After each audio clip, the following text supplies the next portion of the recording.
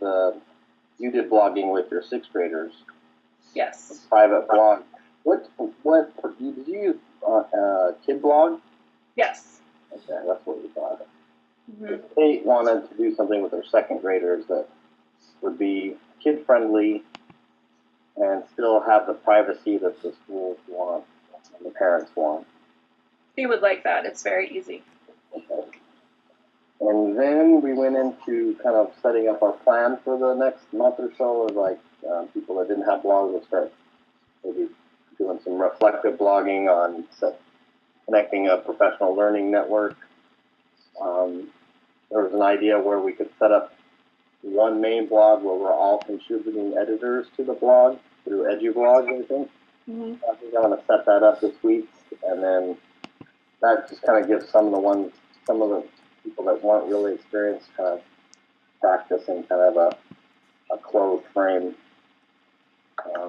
where we can kind of keep connected with doing blogging on education rather than the blogs about the universe, which is kind of what my blog is about. Right. Yeah. Yeah, I'm going to use Edmodo for my reading students in the fall because I wanted them to kind of like start learning how to develop their own professional learning network through whatever professions they're choosing to go into at the community college. And so that would be kind of a space where they can kind of go out, search for information about whatever their profession is doing online, and then bring it back to the online Edmodo class. Kind of, since it's like Facebook, you can post and stuff. So I think that would be kind of user-friendly and a way to kind of develop their sense of beginning to construct a professional learning network. I have used, I'm going to move my school webpage to EduBlogger. I haven't done it yet, but EduBlogger now is set up more like WordPress, so you can have multiple tabs, where before it used to be just that one, long stream. Mm-hmm. So its functionality is more like what we think of as like classic website. So I'm going to try to I'm doing that for school. I haven't started that yet, but I have to like move a whole bunch of more like resources and type like old school website type stuff over to that. Like, what is the GT program and how do I, what is testing, all that kind of stuff. I need to move. Edmodo I've used just a little bit, and it's more like threaded discussion. It's more like a social network, but it's hard to follow up on comments because just like in Facebook, everything just kind of continues to move. Mm-hmm. So it's harder. It doesn't really act like a blog in that way. But the nice thing about it is that, yeah, it's closed space. It's, it's very education friendly, and you can connect it to like Google Docs. Oh. So you can create a group, and then you can have all of the Google Docs for that particular group available within the space of Edmodo. So that makes it kind of useful. But those are very different, I think. Correct. And Kid Blogs is much more like giving kids blog space, but Right. they're nested, so it's much easier for them to see each other's activity, and it's much easier to encourage interaction than if everyone had their own separate blog. That you, like, just going down the list of everyone's blog, I'm like, oh, I don't know how to subscribe to this blog. I don't know where I'm going to find Right. updates on that. So the nice thing about Kid Blogs is that if you're all part of a group, so a second grade class or your class, it's kind of like a central meeting space there. So those are the experiences that I've had. I've had my own WordPress blog set up for 2 years, and I haven't written one word on it. Well, here's your chance. So I was like, my husband Tim helped me set it up, and I couldn't remember my password or anything. I was like, oh, this is so embarrassing. This is 2 years ago. And again, this exploration is what I want to be happening, where we talk about the different options and say, well, this is good this way, and this is better for that, and then jump in and do something, you know. So if we try one and then decide to try something else, that's terrific. We'll try both. Start us with one. Playing anyway, so you might as well just jump in and see what. I'm sure the teachers that are working with the younger kids will gravitate to the kids blog, whereas the teachers working with adolescents or adults will probably gravitate toward EduBlog. But you can set up both and then kind of have fun playing in it, I guess. That's the idea. And then, use your own individual blog as you want to also to play with that. And right. Sometimes you can cut and paste, or we're talking about hyperlinking to a different one. Joseph, you maintain 2 blogs, right? Yeah, partly just because I wanted to try them out. And I started with WordPress, and then saw that Blogger seemed to be a little more compatible with some of the things that are in Google. And I like the Blogger for various reasons, but I use, and now I've gravitated where I do more professional, theoretical kind of stuff in the Blogger, and more artistic things In WordPress. in WordPress. Okay. But Blogger was blocked at school, and it's I think it's blocked at a lot of schools, and that's how everyone sort of made the move to EduBlogger. Yeah. It's more limited than Blogger, but it's gotten a lot better. Yeah. So I hope people will try different things and talk about what they like. Michelle McGee, you've had a lot of experience with blogging, it looks like. I checked out yours. Oh, not me. I've had no experience with blogging, and I'm in a K-2 school, and I work with the kids who need extra help in reading. None of them can even type or know their letters or their names, so I don't know. Michelle McGee, you've been blogging a lot, right? Yeah, I kind of let it go for a couple of years, but I've been blogging since college, mostly creative writing stuff. But we used blogs of different format, whether it was a traditional blog or a more social media sharing site like Tumblr, to get information out for a newspaper that my students produce. And the high schoolers really like the Tumblr format, where you can put pictures up, words easily communicate and easily translate onto Facebook, or I think they also use Instagram. I'm not positive if it can translate to Instagram, but they loved Tumblr, and that's what we got into this year for publishing our newspaper. And it's the same type of format as your standard blog. And your blog your personal blog is in Blogger, or? Yeah, all of my blog. I have 5. Wow. 2 are in LiveJournal, which is, I think, antiquated at this point, and 3 are in Blogger. I'd be interested to hear what happens in Tumblr. So I do think that the use of visuals, and I put a lot of visuals in mine and links, and I think that would be very attractive to kids or anybody who wants to blog. That might help Michelle, other Michelle, your student working with images. I'm just a lurker in Tumblr, but I do have a Tumblr. I've never been to Tumblr. I've seen it. I'm a big lurker. I love lurking. Yeah. In this CLMOOC that I talked about in the 4 o'clock, connected learning, massive open online course. I lurked on that too. Did you? Yeah. Well, I'm glad to hear that. I was a little more active for various reasons, but I was lurking enough to to get to meet somebody who was using, I'm not sure the pronunciation, Digio, D-I-I-G-O. Digo, yes. And I joined that I don't know, some long time ago, but had never done it. And he picked one of my blogs and put Post-it notes on it that had questions and highlighting.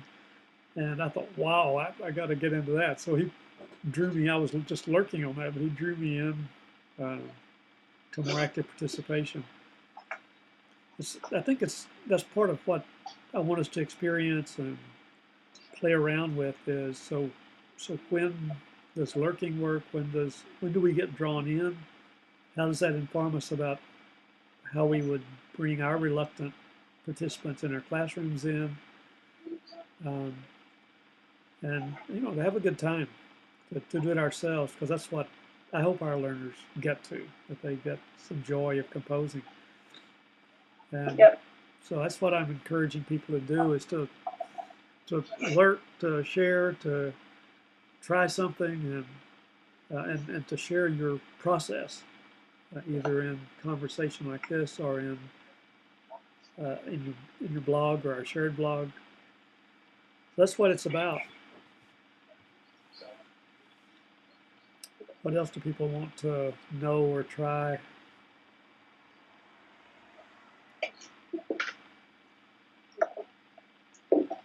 The Google Plus site, I mean, I don't do Google Plus either. I lurk there as well. So that seems like a place that people were doing a lot of multimodal kind of posting during the connected learning. Were they cross-posting to a lot of other sites as well? I saw most of it in the community page, the CLMOOC community, and I'm not sure how to set that up, but it was just like posting an update and with a link to, or usually a link to whatever was made, and people were trying, and I encourage all of you to go into whatever is still up. The formal guided activities just ended, but there's still a make bank that has artifacts that people made things, and people are still talking about it, reviewing what they've done. I may actually apply for a badge. Good for you. I've not been attracted to that. I got enough when I was in Boy Scouts to last me for my lifetime. But what do you see? Do you see that as being a possible place where we could be all connected? Would be like in the Google, like in a group that way? I've wondered about that. I've not tried to create a community in Google Plus, but we can check that out. But like you said, there's I think a limitation that Google does seem to be blocked in schools for some reason. Google Plus is Blogger is for me, and I'm sure everyone has a different thing. We have a new social media policy though. I'm gonna push the limits on it. And I'll let you know what happens. But we have a new social media policy that is supposed to be very forward, progressive. It just went into effect like 2 weeks ago. I'm already contacting everyone I can think of to try to come up with ideas for things to do. But so I don't know I think a lot of things are going to be available. Even Facebook is going to be available. That'd be terrific if you blog about that, because I think that's really one of the hot issues, is how to, it's digital citizenship, how to teach responsibility without being blocked or being imprisoned. And I get frustrated, as everybody does, when you go into a building and you can't access things on YouTube or various places that have mixed items. Certainly trash and inappropriate material, but that's kind of a lot, So how do we get to have access and have responsibility taught? So it'll be very interesting to hear what you're encountering and what the opportunities are. It doesn't seem that difficult to me to have some sense about what you make public and what you don't. But It's more about I think it's more about the sense of what we're supposed to be responsible for monitoring. Yeah. And how much. And how to do it. Yeah. Yeah, how much, like you said, what are the good practices for, being a good role model for, giving kids good instruction about how to conduct themselves and those kinds of things that are more important. But Fortunately, I don't have to worry about that too much. My college students, yeah, No. go wherever they want to. Michelle McGee, how do you deal with that at Roosevelt? Most of our stuff is closed networks. Like we have PG County recently. I think we were piloting Google Business Mail, and so all of our students have Google accounts through PGCPS. They can't get email from outside things.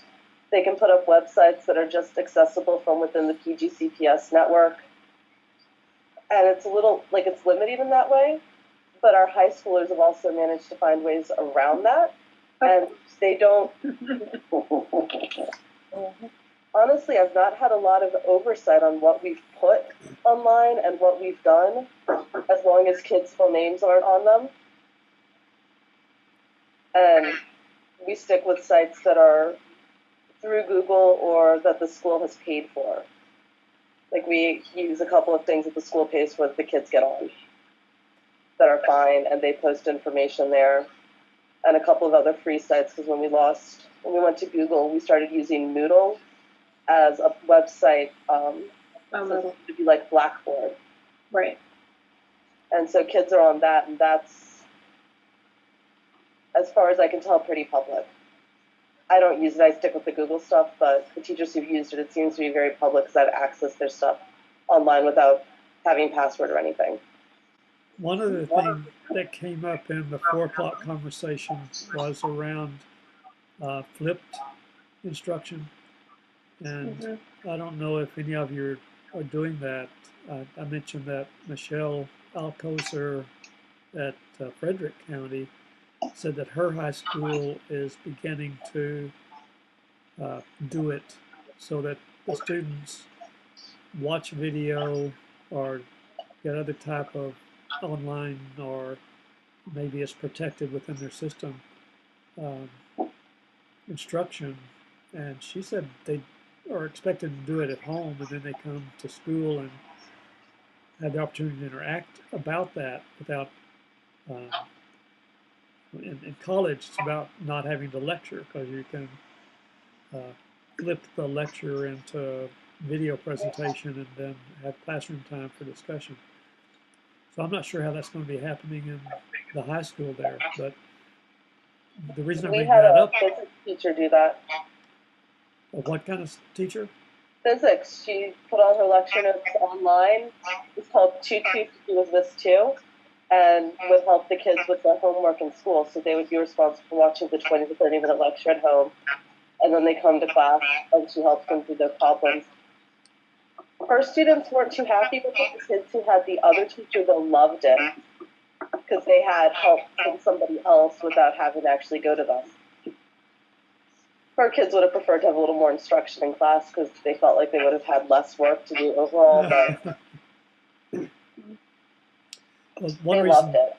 One reason I mention it is that we've spent a fair amount of time trying to develop digital media, and it's one way that could be applied, is to have, I don't think it'd be good to overdo it, but to have some opportunity for students to review or have extra information available in that kind of format. So that's something else that could be explored in what we're doing here.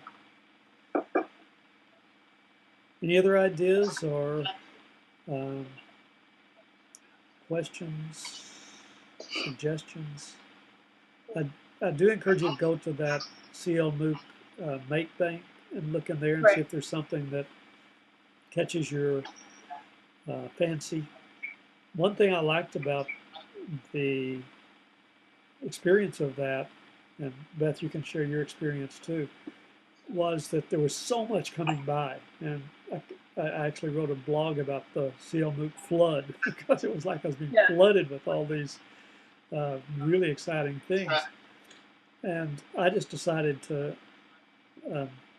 It was real easy to let go of that notion that you have to do everything because there was no way, and so I just watched for what really caught my attention.